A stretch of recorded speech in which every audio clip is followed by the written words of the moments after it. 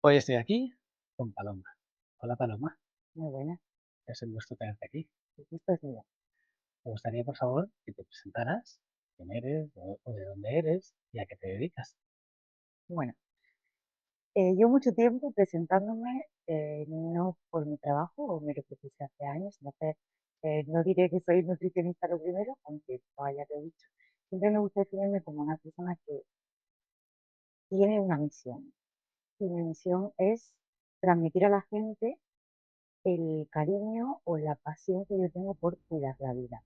Sí es cierto que por una serie de circunstancias, cuando he pasado algún momento malo relacionado con alguna patología, alguna lesión, me han marcado mucho. Entonces, ese afán de querer cuidar la salud puede venir un poco de ahí, o simplemente de la enseñanza de mi madre, pero esa pasión por querer cuidarnos, por eso digo que soy una apasionada de la vida sana, mi misión es transmitirla a la gente, ¿no? A través de mi trabajo, que en este caso sí es ser nutricionista, pero a mí es lo que me... Wow, bueno, súper profundo directamente para empezar presentándose. Entonces, ¿eres nutricionista, como me dices? ¿En qué ámbito eres nutricionista o a qué dedicas tu vida? ¿Das clases? ¿Haces conferencias? ¿Tienes una clínica? ¿Trabajas online? Cuéntanos un poquito sobre esto. Sí, porque cuando se dice, nos referimos a los nutricionistas, porque técnicamente o bien va a estar trabajando en el ámbito clínico o pasando una consulta privada, pero yo empecé a la par esta parte de asesoramiento a personas con la parte de divulgación, ¿no? Hay veces que también me preguntan, ay, ¿cómo empezaste a ser influencer o a trabajar en televisión o en prensa? Digo, yo no me propuse empezar en eso, sino que de manera simultánea, a la vez que atendía a personas, que atendía pacientes, pues me dedicaba a comunicar lo que me gustaba, lo que aprendía, lo que me parecía revolucionario y de alguna forma, como te digo, simultáneamente me dedicaba a compartir lo que hoy día es un divulgador, como asesorar a personas. La parte universitaria ya vino después, ¿Cuánto tiempo llevas haciendo esto? pues 12 años. 12 años. Empezaste a dedicarte profesionalmente a la nutrición y simultáneamente fue llegando una cosa tras de otra. Sí. Muy bien. ¿Podrías darnos algún detallito, más o menos en qué orden cronológico ocurrió esto? Si tú empezaste directamente tratando en consulta, de forma presencial o no, y de ahí te llamaron, o ¿puedes contarnos un poquito más sobre eso? Sí, porque hay un paréntesis previo. Yo soy nutricionista, siempre me defino con esa titulación, también porque desde que se conoce más la profesión es como fácil encasillarte, pero yo estudié también ciencia y tecnología de los alimentos. Ciencia y tecnología de los alimentos es una carrera muy de la ingeniería química y yo tenía con esa titulación una parte que cubrir de mi curiosidad por los alimentos, por el mundo de la comida en general, pero también en mi familia había una empresa dedicada al aceite de oliva virgen extra, entonces yo no tenía ni idea de que alguna vez me iba a poder dedicar a la nutrición, por eso estoy yendo un poquito más atrás. Cuando terminé nutrición, estudié tecnología de los alimentos y después de venir de mi etapa de Erasmus, me fui directa al mundo del aceite. Esto te lo tengo que explicar antes de la parte de pasar consulta Vale. porque no tenía en mis planes dedicarme a asesorar a personas. Cuando me dediqué al mundo de la industria, de los alimentos, y poco a poco fui adentrándome de la mano de un máster en lo que era el asesoramiento a personas o la parte más clínica, fue ahí donde me interesó más el poder asesorar a personas. Y como todos nos buscamos a veces un trabajo cuando queremos salir de donde estamos, cuando dejé esta parte de más como tecnóloga, empecé a trabajar en una tienda de complementos nutricionales y deportivos, y ahí fue donde más hablaba con personas, y además personas deportistas normalmente, y ese fue sin duda el punto de inflexión donde yo decidí que la parte de la nutrición deportiva, incluso la parte del fitness o hasta de la composición corporal, era el que más me gustaba. Pero también tuve la oportunidad de empezar ya, pues a la vez, te diría, sí, sí, a la vez totalmente de empezar a asesorar a personas, a dar charla en mi universidad. Entonces yo siempre digo que agradezco mucho la oportunidad que me dieron mis profesores universitarios, incluso organizaciones universitarias, de ir a contar a mis compañeros, incluso a compañeros de otras titulaciones, ¿no? Imagínate un curso que se hace de hábitos saludables para todo el campus tecnológico, ¿no? Pues ya tuve esa oportunidad de trabajar, como todos empezamos, de manera más gratuita, a base de colaboraciones, pero que me enseñó sin duda que esa parte de exponerte, de contar, incluso en un ámbito como universitario, aunque fuera compañero, pues me gustaba.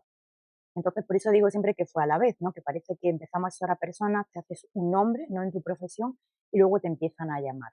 Precisamente cuando doy charlas a alumnos o a estudiantes de cómo empezar a comunicar lo que sabes, digo, empezad como sea, porque yo no sé cómo lo hacía en aquel entonces o lo que yo le contaba a mis compañeros universitarios o hasta a otros profesores.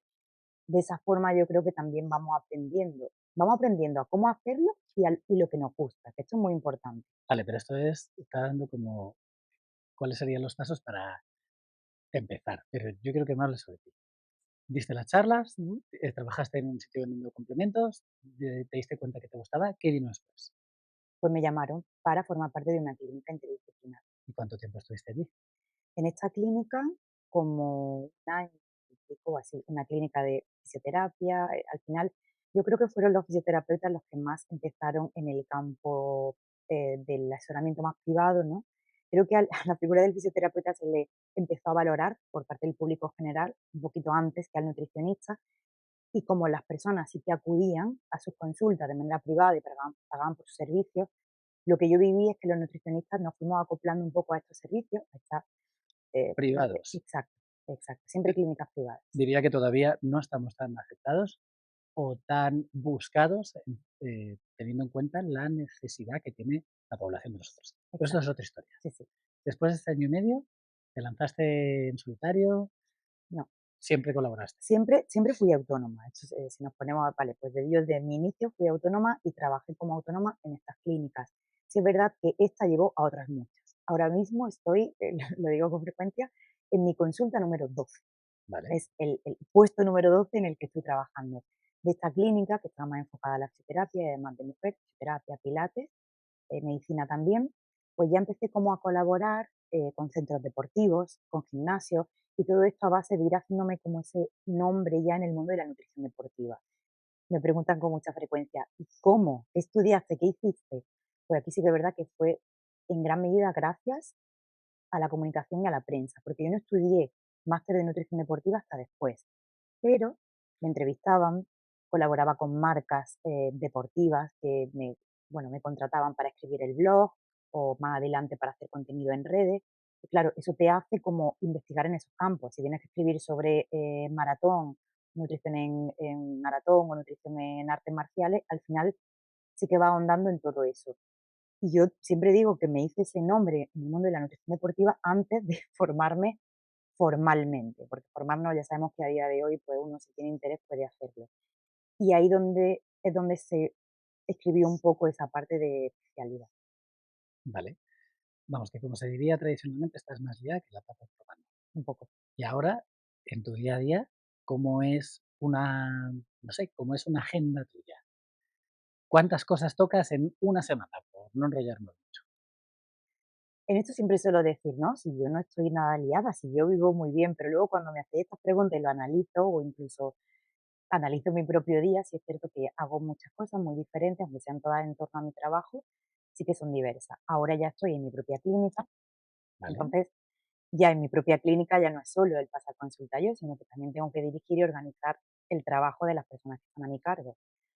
Lo uno a la parte de comunicación, que nunca la he abandonado, de hecho, yo diría que ha ido aumentándose, trabajo en 2 programas de televisión y también en uno de radio.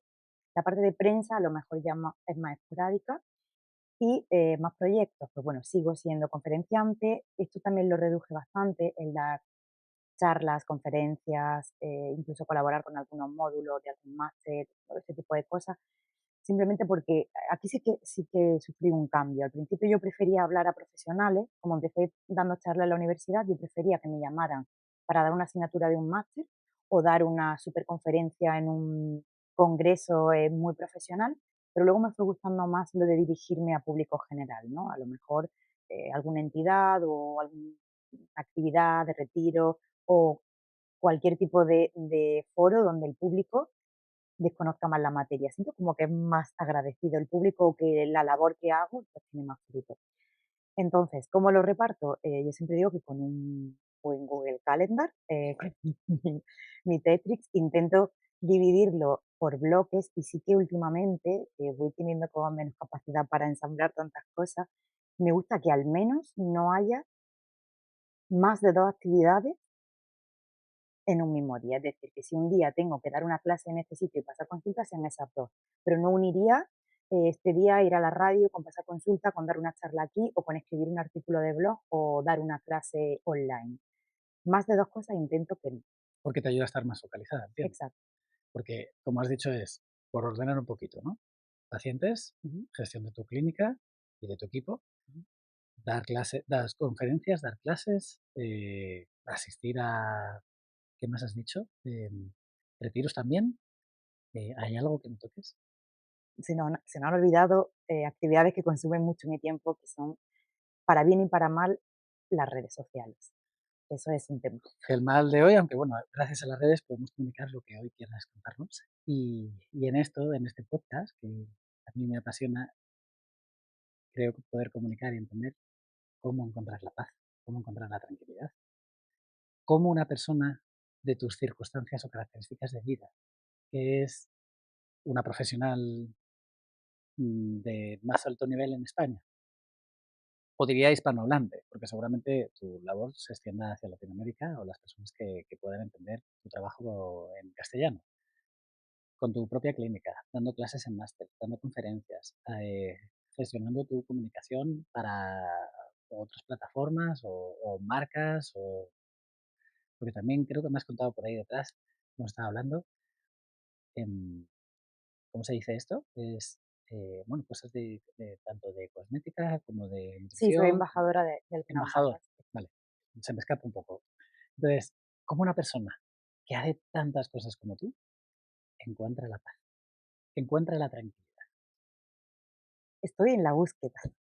O sea, que es difícil. Sí, es difícil. Es difícil porque también cuando te he dedicado a todas estas cosas y he tenido picos de mucho crecimiento, de mucho éxito y otros de no tanto, pues te hace un poco adicto, en mi caso adicta, a ese feedback positivo que tienes cuando estás en todo, dices que sí a todo, intenta hacer todo súper bien. Entonces, al final se convierte en un problema porque no siempre podemos decir que sí a todo, estar en todo y no siempre todo sale bien. Claro, cuando, como en mi caso, de nuevo, para bien o para mal, tengo mi identidad tan ligada a mi trabajo y mi éxito tan ligado a estar en todo, ¿cuándo dices que no? O cuando dejas de intentar hacer todo o de diversificar tanto tus funciones. ¿Cómo encuentro la tranquilidad? Aprendiendo a seleccionar mejor lo que hago y preguntándome mucho, que eso sería quizá la fase en la que me encuentro ahora mismo, preguntándome mucho cuáles de esas cosas puede que no estén tan ligadas al el éxito comúnmente entendido, sino lo que a mí me hace sentir bien. Por ejemplo, hay veces que me dicen, pues no te agobian las redes sociales, ¿cómo puedes subir tanto contenido o cómo puedes seguir viendo a televisión si pierdes el día entero y el estrés y las cámaras? Digo, porque yo ahí me encuentro bien y lo disfruto. Y sin embargo, aunque me sigue gustando ir a dar clase en una universidad o a un gran congreso, pues es la realidad y me sincero aquí, a mí eso me estresa un poquito más. Tampoco voy a buscar la explicación, es donde me siento bien y donde siento que la energía que derivo o la que me drena una actividad me sobrepasa. Dirías que, o sea, si has separado universidad y congreso, Ujú. ¿te genera más estrés que televisión? Sí, No es lo mismo. Para alguien que no, somos ajenos a estas cosas, no, no es hablar delante de cámaras o a gente, es no, por la cantidad de gente, es por el sitio en sí, es por el formato. por dos cosas. Yo creo que la primera es por la experiencia personal de cada uno y al Vale, final si he tenido mejores experiencias, por ejemplo, en televisión o las sensaciones que he tenido que tiene el público o el equipo y por lo que sea he tenido una mala experiencia, quizá totalmente creada en mi mente, cuando he dado una charla en este sitio, pues ya sé que en este sitio no me apetece tanto ir como a otro ya tipo está. de... Exacto. Entonces, seleccionar bien dónde me encuentro bien y qué es lo que menos energía me drena, qué es lo que, aun siendo trabajo, tiene un puntito de satisfacción. Te pongo otro ejemplo para que nos entiendan, por ejemplo, el pasar consulta con pacientes. Obviamente, tú lo sabes, pasar consulta o estar con un paciente uno a uno es un drenaje completo porque te entregas a una persona. Sin embargo, me sigo sintiendo, aunque he reducido mucho la agenda con pacientes, la satisfacción que yo siento o la tranquilidad que yo siento cuando estoy con una persona y la ayudo, no tiene comparación a cuando tengo que ir a un congreso, doy una charla, al final no me queda esa sensación. Podemos sentirnos orgullosos o la adrenalina de un escenario, como ocurre en el baile, ¿no? Pero pienso, no me llena tanto. Entonces, cada día me pregunto, vale, o cada año podríamos decir, o cada mes, vale, ¿en qué voy a derivar mi energía o qué tipo de actividades voy a poder aceptar y cuáles voy a decir que no? Yo creo que ahí estaría esa tranquilidad, ¿no? Donde en nuestro día a día sepamos equilibrar esto que me supone una satisfacción, obviamente una remuneración, también hemos hablado de la parte de remuneración, que es importante que esas actividades pues vayan ligadas lógicamente a una remuneración óptima o justa, con cómo me dejan después, porque yo he hecho muchas cosas de mi trabajo que me han fulminado mentalmente y que no me han supuesto luego No te ha más mejora. compensado Exacto. económicamente. No, económicamente ni a nivel de sensaciones, me he podido quedar. Vale, pero me hablas de cómo aprender a gestionar, entiendo, eligiendo dentro de tus opciones qué te nutre más personalmente, hablando de nutrición, valga Sí, la sí. redundancia, qué te nutre más personalmente, barra después económicamente. Pues dices tú, me encanta, pero no me aporta porque ahora estás en un momento donde tienes tantísima demanda o te demandan tanto, vamos a decirlo así, que te tiene que compensar. Y si tienes que escoger, porque el tiempo es finito, pues tendrás que decir esto porque quiero ayudar, esto porque sigo divulgando, esto porque tiene otra rama, pero eso, ¿cómo te gestionas para elegir tu trabajo? Pero seguimos hablando de trabajo, has seguido hablando de trabajo. Yo quiero que me hables, si vale decirlo así, de salud mental, de salud física para ti. Es decir, cuando se apaga la agenda de ya he terminado de trabajar, ¿cómo es tu vida? ¿Cómo es tu día a día? ¿Qué haces en tu día a día fuera de eso para ser capaz de gestionar tantísima información, tantísimos eventos en tu agenda? ¿Qué haces? ¿Duermes más? Has dicho bailar. ¿Bailas? ¿Entrenas? ¿Comer? ¿No comer? ¿Cómo es todo eso? ¿Vacaciones? ¿No vacaciones? Un poquito de fuera de lo que es el trabajo, ¿cómo se gestiona ese tiempo? ¿Cuánto tiempo le dedicas en tu día a día? ¿Cuánto a la semana? ¿Cuánto al mes? ¿Cuánto al año? ¿Cómo te cuadras ahí? Necesito ser coherente para tener tranquilidad, necesito ser coherente en mi vida personal, eh, con lo que promuevo, estudio, predico y digo, necesito y además me reconforta muchísimo, ¿no? Me recarga la energía cuidar mi hábitos de alimentación, me recarga cuidar mi hábitos de sueño, me recarga, aunque parezca mentira, el ejercicio, el entrenamiento. Porque parece mentira. No, porque obviamente, invertimos un tiempo y terminamos cansados y al final, sabemos que equilibrar la parte laboral con un entrenamiento exigente y aquí me parece muy importante contarte que esto lo he conseguido, te diría, en el último año, cuando alguien me dice: "¿Puedes a esta hora o qué tienes a esta hora?", y digo: "No, es que a esa hora entreno", y hay una prioridad en mi día. Podría decir que casi antes que el trabajo hoy, que es entrenar. Bien. ¿Podrías explicarnos? Porque creo que esto mucha gente no lo entiende. Tú has dicho que aunque parezca mentira que el entrenar canse, en realidad sabemos que no, te cansa momentáneamente, pero luego te da muchísima más energía. ¿Podrías explicarnos como sanitaria que eres un poquito desde la perspectiva que quieras? ¿Qué tan importante es entrenar en el día a día a nivel de salud? Que ya que te dedicas a esto, es un placer poder saber tu conocimiento, comunicar. ¿Por qué necesitamos entrenar a pesar de estar agotados, a pesar de nuestro día a día, a pesar de no tengo tiempo? Hay una parte más fisiológica que no nos vamos a enredar ahí, que obviamente tiene que ver con lo que se produce cuando hacemos ejercicio a nivel cerebral, pero llevándolo más llano, yo siempre digo, bueno, es que tu cuerpo, igual que necesita respirar, igual que necesita agua, igual que necesita comida, necesita moverse, igual que necesita sol, que ese también es otro tema que intento cuidar mucho, la exposición al sol o la exposición a la naturaleza o incluso el contacto con la tierra, que son temas mucho más friki, pero los cuido. Pues igual pasa con el ejercicio y creo que cuando no le damos al cuerpo esas dosis de movimiento, al cuerpo lo estás alterando. Y en el momento en el que estás alterado, te sientes cansado y te sientes mal, te sientes triste incluso. Como digo, tiene su explicación a nivel de neurotransmisores y de sustancias que se producen, pero no es más que igual que quien tiene un perro necesita sacar al perro porque el perro necesita hacer pipí, caca, que le des de comer y que le dé un baño y lo cuides, y que lo pasees, el ser humano es totalmente ilógico, incoherente y enfermizo que no se mueva. Entonces no hay más, no hay una explicación más rocambolesca, es que lo necesita, es que estamos hechos para eso, no podemos cambiar nuestro manual de instrucciones. Me ha encantado ese ejemplo porque es verdad que es súper claro, súper ilustrativo. Creo que nunca lo había escuchado como tal y es que es eso, creo que es ahí has dado un clavo. Tanta gente que necesita encontrar un motivo para entender por qué es bueno es primero yo suelo decir, no hemos nacido para sentarnos en un sofá, nuestros ancestros no tenían sillas como estas, ni sofás, ni trabajar 8 horas en un ordenador, pero nadie duda cuando tiene que sacar a pasear al perro, porque si no el perro te come la casa, Sí, se pone pero mal. tiene dudas o se le olvida o se puede incluso cuestionar, no, hoy no voy a andar, ya si eso ya andaré otro día, hoy no voy a entrenar. Es como es tan necesario como un perro. Al perro no se te olvida sacarlo si lo tienes. Y estamos acostumbrados a ver los perros pasear y creo que toda persona humana, pues un poquito de capacidad de observación, entiende que el perro hay que pasearlo. Da igual de qué capacidad intelectual tengas, da igual tu rango social, da igual tu inteligencia. El perro hay que sacarlo. El cuerpo igual. Me encanta. Gracias. Nada. Me lo apunto. A partir de ahora lo voy a decir a mis alumnos, pacientes y demás. Bien, entonces, hay que moverse. Moverse está bien. Moverse incluso o entrenar es una de tus prioridades, incluso antes que trabajar. Me encanta, porque como has dicho, fisiológicamente nos ayuda a enfrentar el día de una forma diferente, a estar más alegres, mejor con lo mismo también.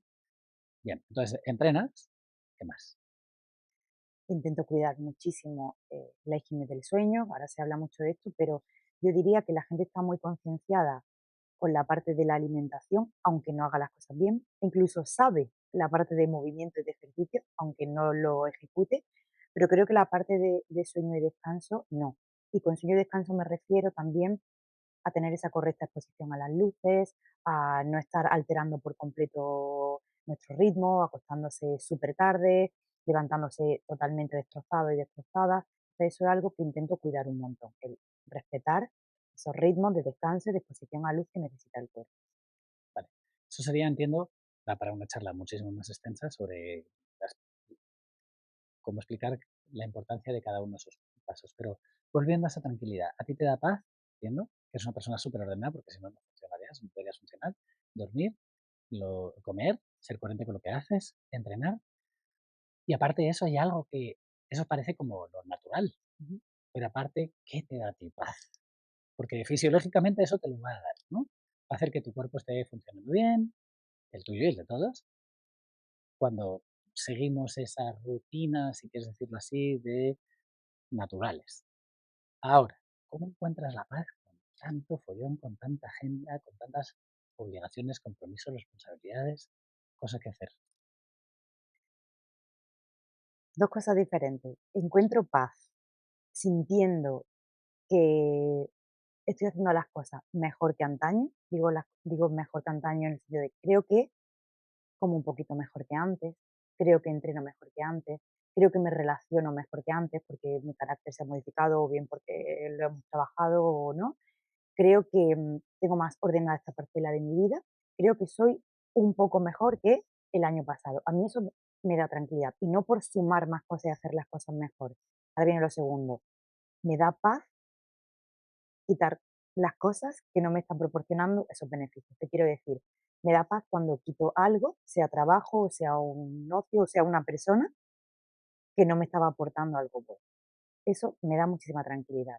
Por eso a veces yo reconozco que soy un poco radical o puede parecer exagerado en algunos campos cuando quito cosas tipo, vale, voy a eliminar este hábito de mi vida que pudiera ser ver la televisión, que esto fue muy sonado en mis redes cuando yo hablé de que vivo sin televisión o, por ejemplo, si ahora habláramos de cosmética tóxica o cuestiones que nos vamos imponiendo que nos llenan la vida de cosas que no aportan nada, cuando quito cosas que no me vienen bien, eso me da paz, eso me hace ser muy radical a ojo de la sociedad a veces, lo reconozco, pero a mí eso me viene bien. Por ejemplo, me puede dar paz quitar una reunión social o un compromiso social que ni me va. Eh, Normas que hay a nivel social que no van conmigo, o costumbres, o hábitos que no los quiero. Entonces, al simplificar, ya que, como dices, tengo mi vida tan llena de otras cosas que no puedo seguir quitando, el quitar lo que no va conmigo me da mucha paz. Esto me acarrea problemas, lo sé, quizá, claro, imagínate que te están, que tienes la agenda llena de compromisos porque hay una feria, porque tienes una cena o porque lo normal es ir a este sitio este día o estar al tanto de este telediario, de esta serie, pues yo el quitar todo eso que me está ocupando un tiempo que no quiero invertir en ello, no voy a decir que no lo tengo, tengo el mismo tiempo que todos, a mí me da tranquilidad. ¿Que tiene otras ventajas incluirlo? Sí, pero simplificarla de esa forma es quizá lo que más tranquilidad me está dando últimamente. A la par que va ligado al decir que no a un compromiso, a un trabajo o cualquier cosa que no va conmigo. De nuevo, lo has dicho creo que muy claro. Me encanta esa parte me parece tan lógico. Cuando tenemos una agenda tan llena y tú quitas cositas de esa agenda, de repente dices, tú ahora tengo más tiempo, ahora tengo menos obligaciones, ahora tengo menos ocupada la mente sobre tengo que hacer esto y lo otro, ¿no? Dicho así, parece muy sencillo. Y entiendo, de paso, ya que lo dices así, qué tan necesario puede ser el estamos tan obligados aparentemente a nivel social a entrar en esa rueda de compromisos, obligaciones y el aprender a decir que no, que creo que al final se basa en eso, decir que no a tantas cosas, desde alimentos, desde planes, desde personas. ¿Por qué puede ser tan necesario eso? ¿Cómo puedes de alguna forma explicarnos o contarnos desde donde tú conoces o tu propia experiencia aprender a decir que no? Creo que podríamos dejarlo, o sea, preguntarlo así para encontrar esa calma, esa paz, esa tranquilidad con lo mismo. Mira, hay un ejemplo muy claro en relación a la comida, ya que es lo mío. Eh, Cuando se habla a veces de ayuno intermitente, que las personas empiezan a buscarle explicaciones como muy extrañas, hay veces que el ayuno intermitente es un ejemplo muy fácil de entender en ese sentido, porque cuando tú quitas comidas innecesarias o momentos en los que te tienes que parar a comer en tu día, de repente descubres que se te queda el día, pues bueno, con tiempo para otras cosas, ¿no? Pues es un poco lo mismo, es decir, no significa que haya que quitar todo de tu vida, incluso estas cuestiones que estamos hablando pueden ser compromisos sociales o hábitos, costumbres, tradiciones, simplemente simplificarlo y revisar cuáles de esas van y cuáles no. Lo mismo que el saber decir que no a una cuestión de trabajo social. Pues igual, si tú está establecido que tienes que hacer 5 comidas, que me parece una pérdida de tiempo en muchas ocasiones, y decidimos que hoy voy a hacer la primera y la última comida del día, de repente dices, ¿qué día se me ha quedado para hacer tantas cosas? Igual antes no te daba tiempo a tu ratito de entrenamiento, ya lo puedes hacer. Bueno, pues con el gesto de la comida, que yo creo que todo el mundo lo entiende, porque suelo decir que es de los mitos más instaurados de nutrición, el si hay que hacer tantas comidas. Y digo, ¿por qué? O sea, si tú haces bien las otras dos y eres eficiente en esas comidas, pues eso que se aplique a todo. Ser eficiente en las relaciones personales, en el trabajo, en la comida, en el ejercicio, es una forma de decir que no como muy amable, ¿no? Muy poco agresiva, porque yo no estoy diciendo que no a comer, sino simplemente que no quiero que me imponga el mundo que tengo que comer 5 veces y a esta hora, porque esa imposición, y la pongo de ejemplo porque no es algo negativo o nocivo, comer, ya verás tú si es beneficioso, pero revisarlo y decir, oye, a lo mejor no tengo que pararme aquí y ahora a esta comida, lo voy a simplificar y lo voy a hacer de esta forma, voy a hacer con todo.